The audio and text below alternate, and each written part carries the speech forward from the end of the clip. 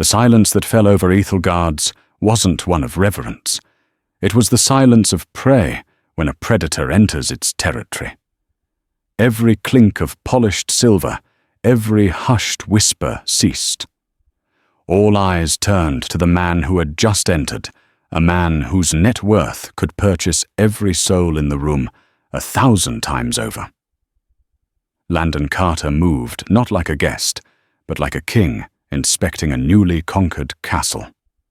But in this opulent kingdom of crystal and cream, one person saw him not as a king but as a ghost from a past he had ruthlessly buried, and she, a waitress named Summer, was about to become the kingdom's ghost hunter.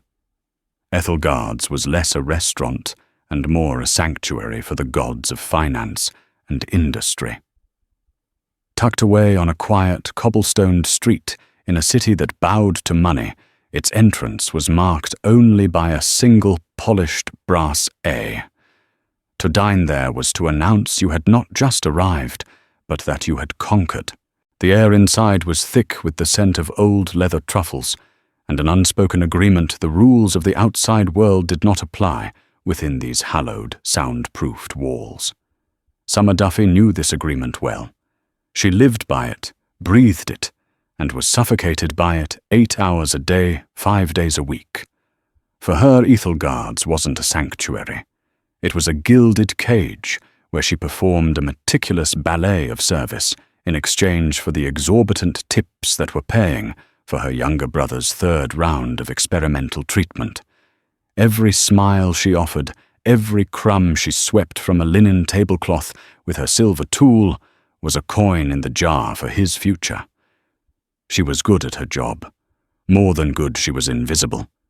She anticipated needs before they were voiced, refilled water glasses with the silence of a passing shadow, and memorized the labyrinthine dietary restrictions and petty preferences of a clientele who believed their whims were celestial commands.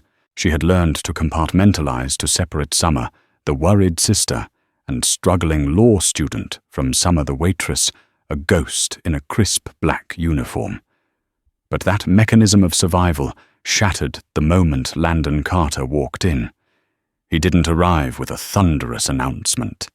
He simply appeared flanked by 2 younger men in identical, ruthlessly tailored suits who looked more like well-dressed Dobermans than associates. Carter himself was a study in understated power. His suit was a quiet charcoal grey that probably cost more than Summer's car. His silver hair was perfectly coiffed, and his eyes, a piercing, pale blue, swept the room with an unnerving mixture of boredom and appraisal. He wasn't looking at people. He was assessing assets and finding them wanting. The restaurant's manager, Mr. Dubois, a man who normally glided with the unshakable confidence of a ship's captain, scurried towards Carter like a nervous cabin boy. "Mr. Carter, a distinct pleasure. Your usual table is ready, of course?" Dubois murmured, his voice a low, reverent hum.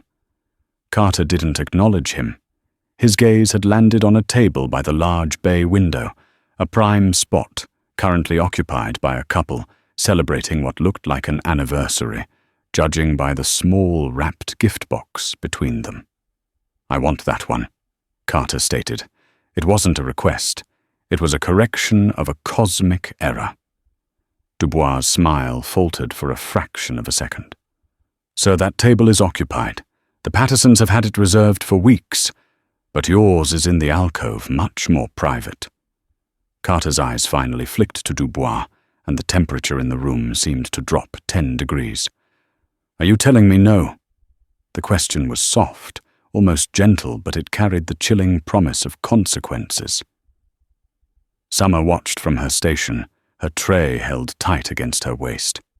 She had seen this before. It was a power play, a casual demonstration of his place in the universe. The Pattersons, a sweet older couple who came in twice a year, were about to become collateral damage in Landon Carter's unceasing war, to prove he owned the world. She saw Dubois approach the Pattersons, his posture apologetic. There were hushed words, confused expressions, then resignation, A bottle of the finest champagne was sent to their new, less desirable table in the corner, a gilded apology for being in the way of a titan. The Pattersons accepted it, with tight, forced smiles, their special evening irrevocably tarnished. Carter settled into his newly acquired throne, not even glancing at the displaced couple. He tossed the menu onto the table without opening it. The sea bass, pan-seared, not grilled. And tell the chef if the skin isn't crispy, he'll be filleting fish in a dockside shack by morning. A bottle of the 96 Montrachet, and be quick about it. It was Summer's section. Her heart hammered against her ribs. Every instinct screamed at her to trade tables with another server, to feign illness, to simply walk away. Serving a regular rude customer was one thing. They were background noise, a part of the job's unpleasant texture. But serving Landon Carter felt different. It felt like serving a verdict. Taking a deep, steadying breath, she smoothed her apron and approached the table. "Good evening, Mr. Carter," she said, her voice a carefully constructed melody of professional warmth. "An excellent choice. I'll have that wine brought over immediately." He didn't look at her. He was scrolling through something on his phone, his thumb moving with dismissive flicks. One of his associates, a young man with a hungry, predatory look, spoke for him. "Make sure it's decanted. For 10 minutes. Not 9, not 11. 10. "Of course, sir." Summer replied, her eyes remaining on the billionaire. It was then, as she turned to leave, that his voice, dry as old paper, stopped her. "Waitress." She turned back. "Yes, Mr. Carter." He finally lifted his head, and his pale blue eyes raked over her, a quick, dehumanizing scan that made her feel like a piece of furniture. A faint glimmer of something, not recognition, but a flicker of analytical thought, crossed his face before it vanished. "There's a scuff mark on your left shoe," he said, his voice flat. "This is Ethelgard's, not a diner. Have some self-respect." He looked back down at his phone, the execution complete. His associate smirked. The silence at the table was absolute. Summer felt a hot flush of shame and anger crawl up her neck. She instinctively looked down. On the toe of her practical, comfortable, and meticulously polished black shoe, there was indeed a tiny, faint grey mark, probably from bumping against a table leg. It was nothing. It was everything. He hadn't just insulted her. He had reminded her of her station. He had, with a few careless words, reduced her to a flawed object in his perfect world. She was the scuff mark on the shoe. "My apologies, sir. I will attend to it," she managed to say, her voice miraculously even. As she walked away, her fists clenched so tightly, her fingernails dug into her palms, she could feel the sympathetic, pitying eyes of other diners on her back. They had all witnessed the casual cruelty, the flick of the wrist that could crush a person's dignity. And no one, not a single soul in that room of powerful people, dared to say a word. They were all part of the gilded cage, terrified of rattling the bars and waking the beast. But as Summer stood in the alcove polishing a meaningless mark from her shoe, something inside her began to shift. The fear was still there, but beneath it, a different feeling was hardening, a cold, sharp, and dangerous resolve. The name Landon Carter wasn't just a name to Summer. It was a wound. It was a story she had chased 2 years ago, back when she was still a wide-eyed journalism student with a fire in her belly and a naive belief that a well-written article could change the world. The memory surged as she decanted the obscenely expensive wine, her hands moving with an autopilot precision she was grateful for. Her mind wasn't in the hushed, opulent dining room of Ethelgard's. It was in a cluttered, dusty workshop, filled with the smell of ozone and soldering flux. It was the workshop of Dr. Owen Schmidt. Dr. Schmidt was a brilliant, eccentric biomedical engineer, a friend of her late father's from university. He was the kind of man who forgot to eat because he was on the verge of a breakthrough, whose glasses were perpetually smudged, and whose passion for his work was as infectious as a common cold. Summer had been assigned a puff piece for her university paper, Local Genius on the Cusp of Medical Revolution.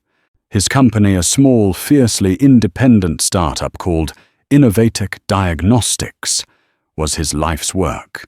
He had developed a revolutionary, non-invasive diagnostic tool. It used a proprietary light-wave technology to detect specific protein markers for early-stage pancreatic cancer, a notoriously silent killer. His prototype was clunky, a mess of wires and salvaged parts. But it worked. The preliminary data was astounding. It had the potential to save hundreds of thousands of lives. Summer remembered the excitement in his voice, the way his hands flew as he explained the complex science in simple, beautiful terms. "Imagine, Summer," he had said, his eyes gleaming behind his thick lenses, "a world where a death sentence becomes a treatable condition, all because we can catch it in time." He had poured his life savings, his pension, everything he had into Innovatech. He was on the verge of securing his final round of funding to begin clinical trials. He was so close. And then Landon Carter had come into the picture. Carter's massive conglomerate, Carter Global Acquisitions, specialized in what he euphemistically called market consolidation. In reality, he was a corporate shark who smelled blood in the water. Carter didn't want to partner with Innovatech. He didn't want to invest. He wanted to own it. All of it. For a fraction of its potential worth. Dr. Schmidt, a man of principle who wanted his technology to be affordable and accessible, refused Carter's lowball offer. He believed in his mission. He told Summer he wouldn't let his life's work become just another overpriced asset in a billionaire's portfolio, milked for maximum profit at the expense of patients. That was when the war began. Carter Global launched a hostile takeover bid. When that failed, they used their immense legal power to bury Innovatech in patent litigation. They claimed Dr. Schmidt's proprietary technology infringed on a dozen obscure patents Carter's company had recently acquired from defunct tech firms for pennies on the dollar. It was a lie, a fabrication, woven by an army of lawyers who billed more in an hour than Dr. Schmidt made in a month. Summer had tried to cover the story. She'd spent weeks interviewing legal experts off the record, trying to untangle the web of corporate subterfuge. She saw the pattern clearly. Carter would isolate a smaller innovative company, bleed it dry with legal fees it couldn't possibly afford, and then swoop in to buy the remaining assets and the all-important patents from the bankrupt husk for next to nothing. But no one wanted to listen. Her university paper was too small. The local news outlets were too afraid of Carter's advertising dollars and his army of libel lawyers. The story was a whisper against a hurricane. The legal battle dragged on for a year. It drained Innovatech of every last penny. Dr. Schmidt was forced to lay off his small team. He sold his house to pay his legal bills. He fought until he had nothing left. The stress took a visible toll. The brilliant, energetic man Summer had interviewed was replaced by a hollowed-out shell, his eyes filled with a permanent, haunted look of defeat. The last time Summer saw him, he was packing the last of his equipment into cardboard boxes. Carter Global had won. They had acquired Innovatech's patents in the bankruptcy auction for a sum that was an insult to the word. "He didn't just take my company, Summer," Dr. Schmidt had told her, his voice raspy. "He took the years. He took the lives that Tool could have saved. It's all just sitting in a file cabinet now in some legal department, a dormant patent. It's worthless to him. It was just about winning." 6 months later, Dr. Owen Schmidt died of a massive heart attack. He was 58 years old, The doctor said it was stress. Summer knew it was Landon Carter, and now here he was. The architect of that destruction, the man who had crushed a gentle genius and potentially erased countless futures, was sitting 20 feet away, complaining that his wine wasn't breathing correctly. The bottle in her hands suddenly felt immensely heavy. The 96 Montrachet. Its price could have funded Dr. Schmidt's legal defense for a month. The carefully constructed walls of her compartmentalization crumbled into dust. This wasn't just a rude customer anymore. This was the man who had killed her father's friend. This was the man who embodied the soulless, predatory greed she was studying law to fight against. He was a ghost at the feast, and only she could see the blood on his hands. Her movements became sharper, more deliberate. She finished decanting the wine, her mind racing. The shame from his comment about her shoe had burned away, replaced by a glacial rage. He didn't remember her. Of course he didn't. To him she was a waitress with a scuffed shoe. Dr. Schmidt was just another failed acquisition, a footnote in a quarterly report. The lives he impacted were less than gnats to him. She placed the decanter and a single perfect crystal glass on a silver tray. As she approached the table, she saw him differently. Not as an intimidating titan of industry, but as a hollow man, a bully who used his wealth as a shield and a weapon. He was powerful, yes, but his power was built on the wreckage of people like Owen Schmidt. She placed the glass before him with a steady hand. She poured the wine, the pale gold liquid catching the light. "Your 96 Montrachet, sir," she said, her voice perfectly level, devoid of the earlier feigned warmth. "Decanted for exactly 10 minutes. He grunted, not looking up from his phone. As she stood there waiting for him to dismiss her, an idea, wild and terrifying, began to sprout in the barren ground of her anger. It was a seed of defiance. What if his anonymity was his shield? What if the one thing a man like Landon Carter couldn't stand was being seen, truly seen for what he was, by the people he considered beneath his notice? It was a reckless thought, a career-ending, life-altering thought. It could cost her the job she desperately needed. But as she looked at his indifferent, impassive face, she thought of Dr. Schmidt's empty workshop and the haunted look in his eyes. And for the first time in a long time, the risk felt less significant than the reason. The next few weeks were a masterclass in psychological warfare. Landon Carter became a regular fixture at Ethelgard's holding court, at his conquered window table 2 or 3 times a week. Each visit was a new performance, a fresh opportunity for him to demonstrate his casual disdain for the world and everyone in it. And each time Summer found herself in his section, a twist of fate orchestrated by Mr. Dubois, who believed her unflappable professionalism was the best defense against Carter's volatile moods. Dubois saw her composure as a shield for the restaurant. Summer saw it as a prison. She endured a litany of petty cruelties. He would send back perfectly cooked steaks, claiming they were a degree off his preferred temperature. He would quiz her on the obscure provincial origins of a cheese, smirking when she hesitated for a moment. He would conduct loud, aggressive business calls, forcing the entire dining room to listen to him eviscerate some unfortunate subordinate over a deal. But his most venomous attacks were reserved for the staff. He seemed to take a perverse pleasure in finding a person's smallest insecurity and magnifying it under the full glare of the public spotlight. The breaking point came on a Tuesday night. The restaurant was buzzing, filled with the low hum of expensive conversations. A new waiter, a young man named Leo, was on his first week of service. He was barely 20, with wide, nervous eyes, and an eagerness to please that was almost painful to watch. He had been assigned the table next to Carter's. Leo was carrying a heavy tray laden with entrees for a party of 6 when he made a fatal error. To navigate a narrow gap, he had to pass close to the back of Carter's chair. As he did, Carter, without looking, shifted his weight and pushed his chair back a few inches. The corner of the chair caught the edge of Leo's tray.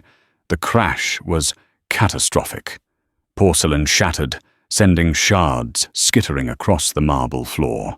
A rich Bordelaise sauce splattered across the back of a woman's cream-colored Chanel jacket at the next table. The entire restaurant fell silent, every head snapping towards the source of the commotion. Leo stood, frozen, his face ashen, his eyes wide with horror. He was surrounded by the wreckage of $1,000 worth of food and an incalculable amount of damage to his nascent career. I'm so sorry, sir. He stammered, looking at Carter.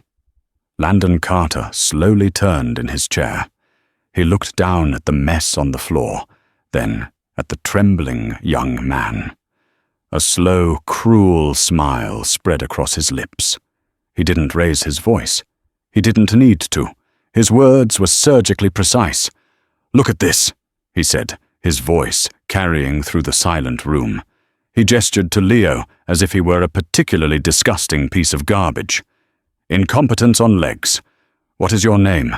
"Leo, sir," the boy whispered. "Leo," Carter repeated, savoring the name. "Leo, do you have any concept of the cost of what you've just destroyed? Not just the food, but the disruption. The dry cleaning bill for this lady's jacket. The ambiance." He let the words hang in the air. Some people are simply not cut out for this world. They lack the basic motor skills, the spatial awareness to exist without causing damage. You, Leo, are one of those people. Tears welled in Leo's eyes.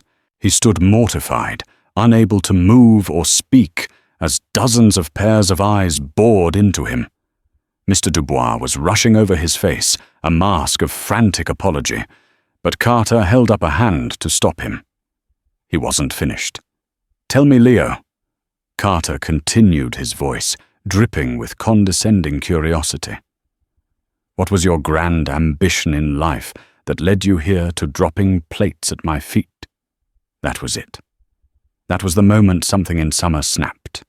The carefully constructed dam of her professionalism, her need for this job, her fear, it all broke. She saw Dr. Schmidt's face superimposed over Leo's. She saw the same casual, soul-crushing cruelty that had driven a good man to his grave being used to publicly crucify a terrified boy. Before she even realized what she was doing, she was moving. She stepped forward, placing herself between Carter and the still-frozen Leo. She held a clean linen napkin in her hand. "Sir, accidents happen," she said, her voice low but clear, cutting through the thick tension. "Allow us to clean this up. Leo, go to the back. I'll handle this." She didn't look at Leo, but she felt his hesitant retreat. Her eyes were locked on Landon Carter. For the first time, she wasn't looking at him as a waitress to a customer, but as an equal. And he felt it. His smile vanished. His pale blue eyes narrowed. "And who are you?" "The boys' union representative." "I'm the staff member who is handling this situation," Summer replied, her voice unwavering. She knelt, using the napkin to gingerly pick up the largest piece of shattered plate. She was buying time, trying to de-escalate, trying to get Leo out of the line of fire. Carter leaned forward. "I was speaking to him. Not to you. I believe I was teaching him a valuable lesson about consequences." "With all due respect, sir," Summer said, rising to her feet. "This is a restaurant, not your boardroom, and our staff are people, not teachable moments for your amusement." A collective gasp, soft but audible, rippled through the dining room. No one spoke to Landon Carter like that. No one. Mr. Dubois looked as if he might faint. He scurried to Summer's side, grabbing her arm. "Miss Duffy, that is quite enough, Mr. Carter. I am so deeply sorry for her insubordination." Carter waved him into silence, his gaze still fixed on Summer. It was a look of pure, venomous fury. But there was something else in it, too, a flicker of surprise. He was a predator who had just been bitten by his prey. "You have a name," he said. It wasn't a question. "Summer," she replied, her chin held high. "Summer." He repeated the same way he had said Leo's name, but this time it wasn't dismissive. It was a threat. He filed it away. "You have a misplaced sense of courage. It won't serve you well." He then turned to Dubois, his voice dropping back to its imperious calm. "I want her fired, and I want the boy fired.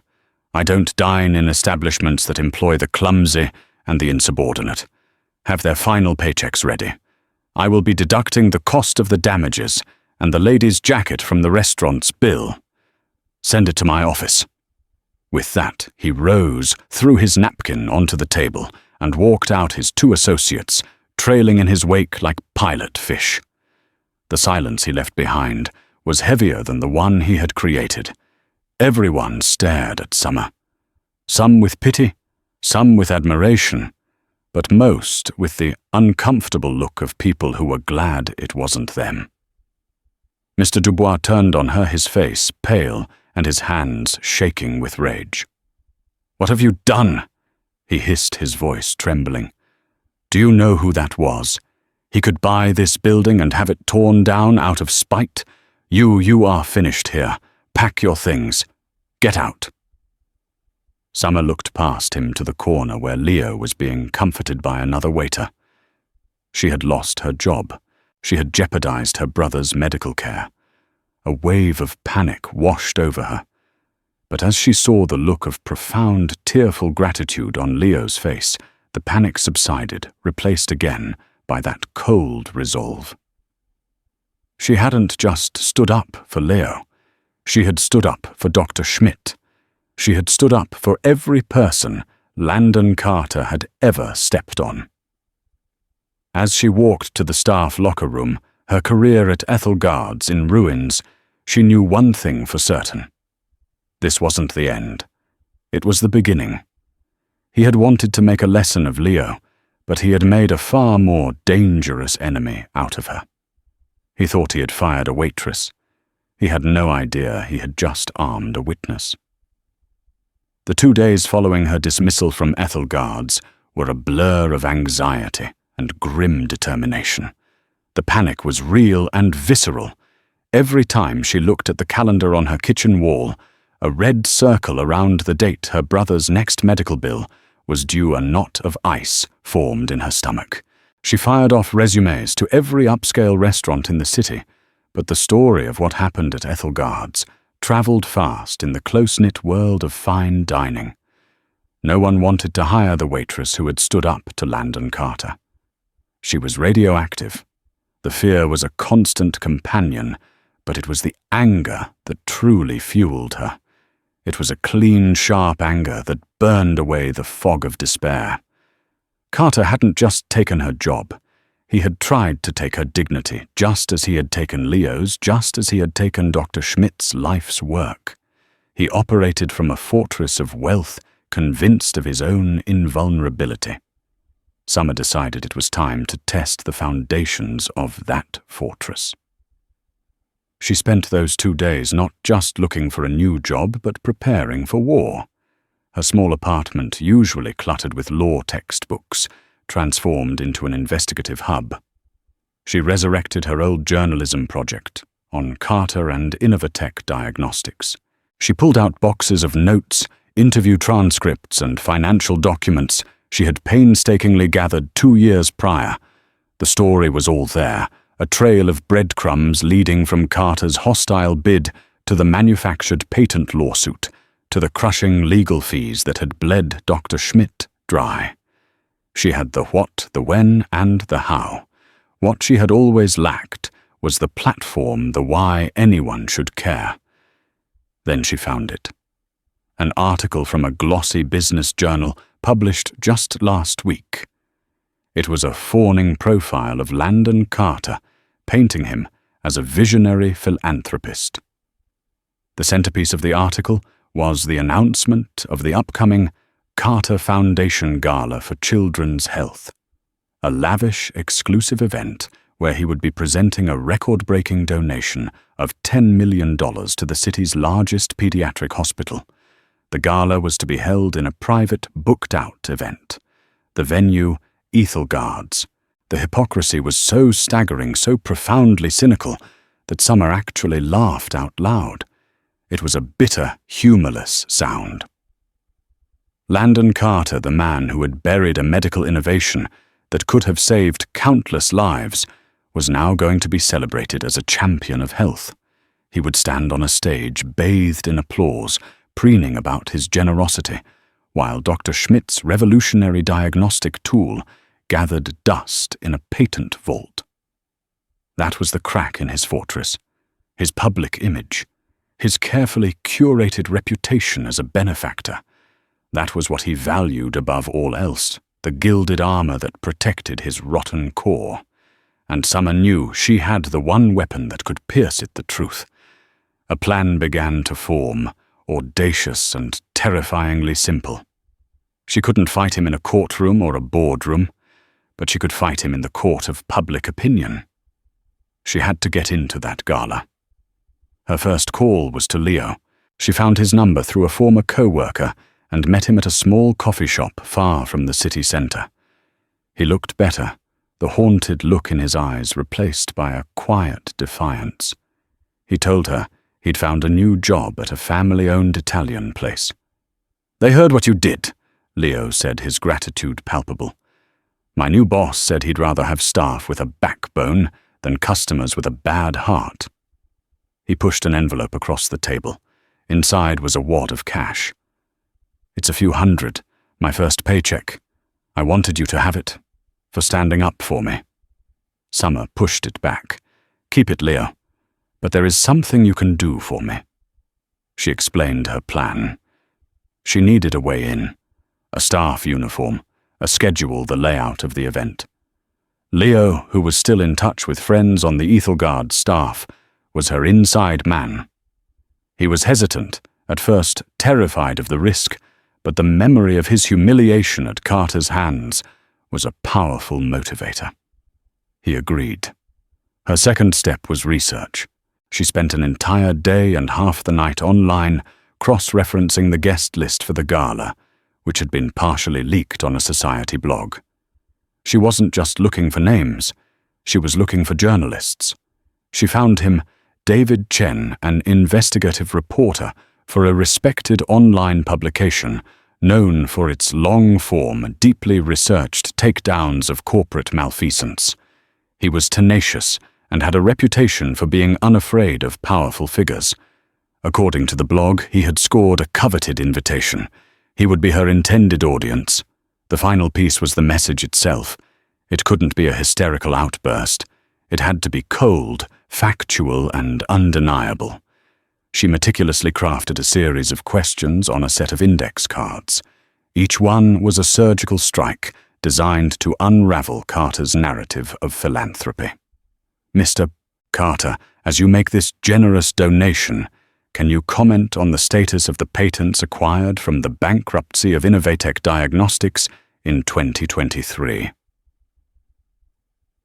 Is it true that Innovatech's primary asset was a non-invasive diagnostic tool for early-stage pancreatic cancer, developed by the late Dr. Owen Schmidt? Can you explain to the hospital you're donating to why this life-saving technology has remained undeveloped and dormant under your company's ownership? Is your reputation as a philanthropist more valuable than the lives this technology could have saved? She rehearsed them over and over, her voice steady, stripping them of all emotion until they were nothing but sharp-pointed facts. The night before the gala, Leo met her in a darkened alley behind her apartment building. He handed her a bundled Ethelgard's uniform and a staff ID with a faded picture of a former employee. "The gala starts at 7. He whispered, his breath pluming in the cool night air. "The press is set to arrive at 8 for his speech. He's scheduled to speak at 8:30, right after the main course is cleared. That's your window. The whole staff will be on edge. Dubois will be glued to Carter's side. You should be able to slip in with the team clearing the plates." He looked at her, his expression a mixture of fear and awe. "Are you sure about this, Summer? He's not a man you cross." Summer clutched the uniform to her chest. It felt like a soldier's armor. She thought of her brother, of the mounting bills, of the terrifying uncertainty of her future.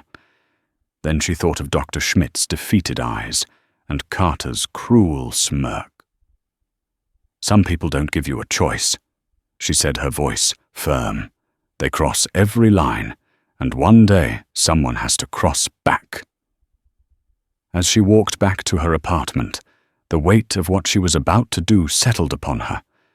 This was no longer just about a job or an insult. It was a reckoning. She was a single, unemployed waitress about to walk into a den of lions with nothing but a uniform and the truth. It was insane. It was impossible. And it was the only thing she could do. The back entrance of Ethelgard's was a world away from the opulent facade. It was a chaotic symphony of clattering dishes, shouted orders, and the humid, greasy air of the kitchens. Dressed in the familiar black uniform, her hair pulled back tightly under a net. Summer slipped through the door with a surge of adrenaline that made her feel both hyper-aware and strangely detached, as if she were watching herself in a movie. No one gave her a second glance. The gala had stretched the restaurant staff to its breaking point. Extra hands were bussing tables and running dishes, their faces tight with stress. Summer was just another anonymous cog in the machine, and she used that anonymity to her advantage. She grabbed a tray, kept her head down, and blended in. The dining room was breathtaking. It had been transformed. The tables were adorned with towering floral centerpieces and arrangements of flickering candles that cast a warm golden glow on the faces of the city's elite. The air hummed with power, the murmur of conversations about stock prices, political appointments, and summering in the Hamptons. These were the gods feasting on Olympus, and Summer was the ghost who had slipped past the gates. She moved along the periphery, her eyes scanning the room, her heart pounding a frantic rhythm against her ribs. She saw Mr. Dubois, his face plastered with a sycophantic smile, hovering near the head table. And there at the center of it all was Landon Carter. He was in his element, exuding a regal charm that was utterly at odds with the petty tyrant she knew. He laughed, he accepted handshakes and backpats, he played the part of the benevolent patriarch to perfection. Seated at his table were the mayor, the hospital's chief administrator, and several other city luminaries. And just a few tables away, nursing a glass of sparkling water and observing everything with a hawk's intensity, was the reporter David Chen. She recognized him from his author photo. He was exactly where she needed him to be. The main course was served a symphony of perfectly executed service. Summer busied herself, clearing empty glasses and bread plates, her movements crisp and efficient. Her proximity to the power in the room was dizzying. She heard snippets of conversation, a senator complaining about a new tax bill, a tech CEO boasting about a recent acquisition. It was a bubble, a world hermetically sealed from the consequences of its own actions. As the main course plates were cleared, a palpable sense of anticipation began to build. The lights dimmed slightly. Mr. Dubois scurried to a small lectern set up near the head table and tapped the microphone.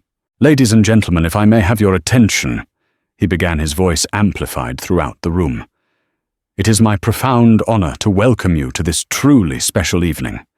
An evening to celebrate not just generosity, but vision. It gives me immense pleasure to introduce a man whose contributions to our city are immeasurable, the chairman of the Carter Foundation, Mr. Landon Carter." A wave of polite, enthusiastic applause filled the room. This was it. The window Leo had told her about. Carter rose from his seat and strode to the lectern, basking in the applause. He held up his hands, a gesture of humble magnanimity that made Summer's stomach turn. He arranged his notes, took a sip of water, and smiled out at the adoring crowd. Summer's hands were slick with sweat. Her breath hitched in her throat. Every rational thought told her to stop, to turn around, to melt back into the shadows of the kitchen and disappear. This was madness. She would be arrested, disgraced her life, ruined beyond repair. Then she saw David Chen. The reporter wasn't applauding. He was watching Carter with a professional, skeptical detachment, his pen poised over his notebook. He was waiting for the story. Summer thought of Dr. Schmidt. He didn't just take my company. He took the years. Her fear receded, replaced by a crystalline calm. She set her tray down on a nearby service stand. She smoothed the front of her uniform. One step, then another. She began to walk from the edge of the room towards the center, her path on a direct collision course with the lectern. She moved with a quiet, deliberate purpose that initially went unnoticed. She was just a waitress part of the scenery. A few heads turned their expressions mildly curious. Mr. Dubois, standing beside the lectern, saw her first. A look of confusion crossed his face, quickly followed by dawning horror as he realized who she was and what she was about to do. He took a half step forward, his mouth opening to intercept her. But he was too late. Summer stopped directly in front of the lectern, a few feet from Landon Carter. She was positioned perfectly between him and the majority of his audience, a servant who had forgotten her place. The room, which had been settling into an expectant hush for the speech, fell into a deeper, more profound silence of pure confusion. Carter stared down at her, his benevolent smile freezing on his face. The shift in his eyes was instantaneous. The mask of the philanthropist fell away, revealing the cold, furious predator beneath. "What is the meaning of this?" He hissed his voice, a low growl that the microphone barely picked up. "Security." But Summer spoke before anyone could react, her voice not loud but clear and steady, imbued with an authority that commanded attention. She wasn't shouting. She was asking a question. "Mr. Carter," she began, her eyes locked on his. "My name is Summer Duffy. Before you begin your speech on your commitment to children's health, I have a question for the esteemed members of the press here tonight, and for you." She had them. Every eye in the room was on her. David Chen's pen was flying across his notepad. Phones previously hidden were slowly being raised. She had captured the eye of the storm. Now all she had to do was unleash the tempest. Landon Carter's face was a granite mask of fury. The carefully constructed artifice of the evening, his grand moment of public adoration, had been hijacked by a waitress. For a moment, he seemed to swell with a rage so potent it felt like it could shatter the crystal glasses on the tables. "Get her out of here," he snarled at Dubois, his voice low and dangerous. Dubois and two burly security guards started to move in, but Summer held her ground. She hadn't come this far to be dragged away in silence. "My question is for Mr. Carter, the philanthropist." She said, her voice rising just enough to carry through the stunned room, directly addressing the sea of confused and intrigued faces. "I'm sure the administrator of the pediatric hospital will be grateful for your $10 million donation. But I wonder if that money is a donation or if it's an indulgence, a payment for a guilty conscience." A wave of scandalized murmurs swept through the audience. This was no longer just an interruption. It was an accusation.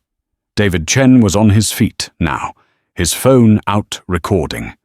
Carter's eyes were blazing. "This is libel. This is a pathetic cry for attention from a disgruntled former employee." I am a former employee. That's true. Summer shot back, her voice ringing with conviction. You had me fired for defending a young waiter you were bullying. But that's not why I'm here. She took a breath, holding the index card in her mind's eye. I'm here to talk about Innovatech Diagnostics. The name hung in the air.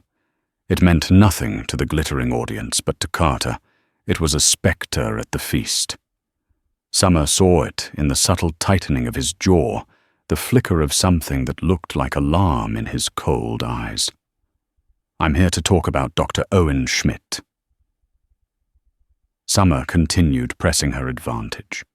A brilliant man who developed a non-invasive diagnostic tool that could detect early-stage pancreatic cancer, a technology that could have saved thousands of lives, perhaps the lives of some of the very children your foundation claims to champion. She turned her gaze from Carter to the hospital administrator at the head table, whose face had gone pale. Mr. Carter's company, Carter Global Acquisitions, bought Dr. Schmidt's company out of a bankruptcy Mr. Carter himself engineered through predatory litigation. He acquired the patents for that life-saving technology for pennies on the dollar. She paused, letting the weight of her words sink in. The room was utterly silent now, the only sound the faint hum of the air conditioning.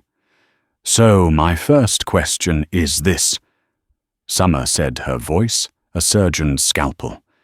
Mr. Carter, can you tell us why, for the 2 years since you acquired it, that revolutionary, life-saving medical technology has been buried? Why has it remained undeveloped, sitting dormant in your company's patent portfolio, while people continue to receive late-stage death sentences? Carter's composure finally cracked. This is absurd. Patent development is complex. There are market considerations, further research needed. Or is it because the technology was never profitable enough for you? Summer cut through his blustering defense. Dr. Schmidt's vision was for it to be affordable, accessible. That doesn't align with your business model of maximizing shareholder value at all costs, does it? Is it possible that it was worth more to you as a tax write-off, a dead asset, than as a tool that could save human lives? The security guards were beside her now, their hands on her arms. But Summer wasn't finished. She twisted to face the audience, to face David Chen's recording phone. My final question is for everyone here tonight, celebrating this man's generosity, she declared, her voice filled with all the righteous fury she had suppressed for 2 years. What is the true measure of a man's charity? Is it the check he writes in the spotlight for good publicity? Or is it the lives he quietly condemns to death in the shadows for a good balance sheet? You are applauding a man who is donating $10 million to a hospital while he sits on a technology that could be worth billions in the currency that truly matters, the currency of saved lives. Enough, Carter roared, his voice finally exploding the microphone, picking up the raw, unrestrained fury of a king whose crown had been knocked from his head. The polished veneer of the philanthropist was gone, replaced by the ugly, snarling face of the bully she knew so well. Get this! This nobody out of my sight! The guards began to pull her away, their grip firm. Summer didn't struggle. Her work was done.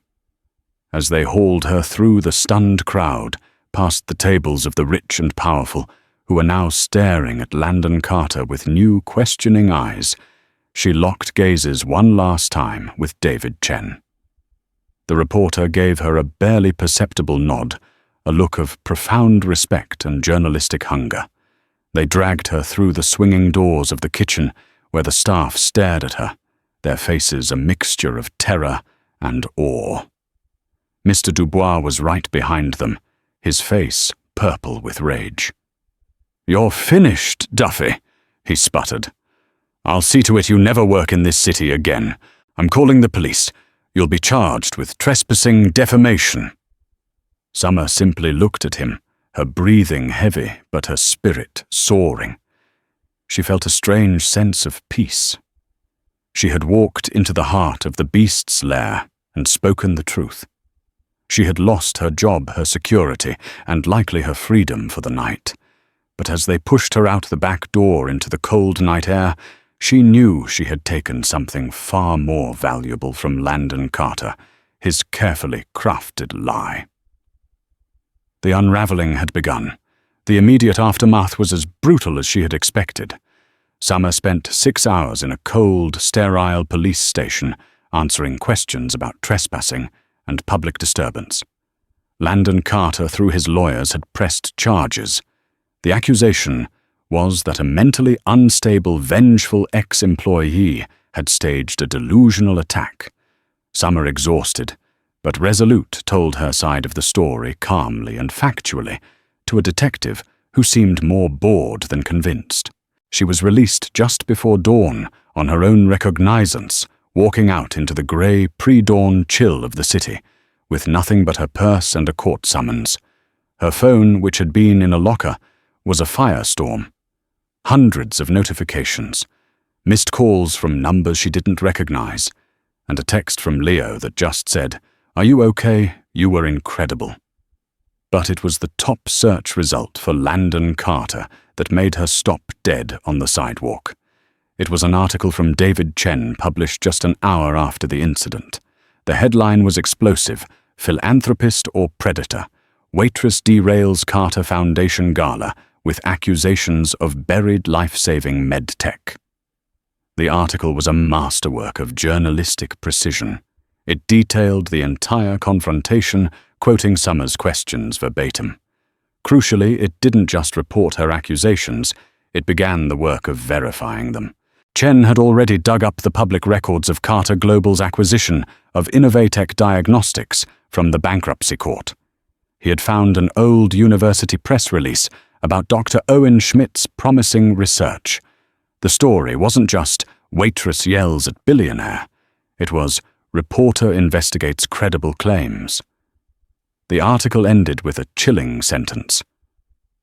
Landon Carter's foundation donated $10 million to save children last night, but the questions raised by Summer Duffy suggest he may be withholding a cure worth infinitely more. We will be investigating this further. The story went viral. By noon, it was the #1 trending topic on social media. Dr. Carter Gala and Irto Dohojo Summer Duffy were everywhere. The initial narrative pushed by Carter's PR team that she was an unhinged stalker was quickly being eroded by the facts Chen presented. Her single act of defiance had become a spark, and David Chen had thrown gasoline on it. The consequences for Carter were swift and devastating. The hospital, under immense public pressure, announced it was reviewing the ethical implications of the donation. Several high-profile board members of the Carter Foundation resigned, citing a need for transparency. The stock price of Carter Global Acquisitions dipped, then slid as investors grew nervous. The fortress was crumbling. Summer became a reluctant public figure. Her photo was everywhere. She was hounded by reporters. Some outlets painted her as a hero, a modern-day David against Goliath. Others, fueled by Carter's aggressive legal team, portrayed her as an opportunistic fraud. She ignored them all, hiding out in her apartment, the anxiety about her brother's medical bills now a raging fire. She had won the moral victory, but the practical realities of her life were closing in. A week later, a thick envelope arrived. It wasn't another legal threat. It was from a top-tier law firm that specialized in whistleblower cases. Inside a letter explained that a consortium of former Innovatech employees, emboldened by her actions, had come forward. They had documentation lab results and internal memos that proved the efficacy of Dr. Schmidt's device and corroborated the story of Carter's predatory tactics. They wanted to launch a class action lawsuit against Carter Global for wrongful suppression of a viable medical technology, and they wanted Summer to be the public face of their case. The firm would represent them all pro bono. The same day, she received an email from David Chen. His follow-up investigation had uncovered a pattern. He had found 2 other small tech companies in different sectors that Carter had crushed using the exact same litigate and acquire strategy. The story was now much bigger than just Dr. Schmidt. It was about a systemic, predatory business practice. He offered her a job, not as a waitress, but as a junior researcher on his investigative team. "You don't just have a backbone," he wrote. "You have an instinct for the truth. That's rarer and more valuable than any journalism degree." Standing in her small apartment, holding the job offer in one hand and the legal letter in the other, Summer felt a profound shift. The fear was finally gone, replaced by a sense of purpose that felt like sunlight after a long, dark night. She had spoken up, not knowing if anyone would listen, and the world had answered. She wouldn't get rich. The legal battle against Landon Carter would be long and arduous, a war of attrition.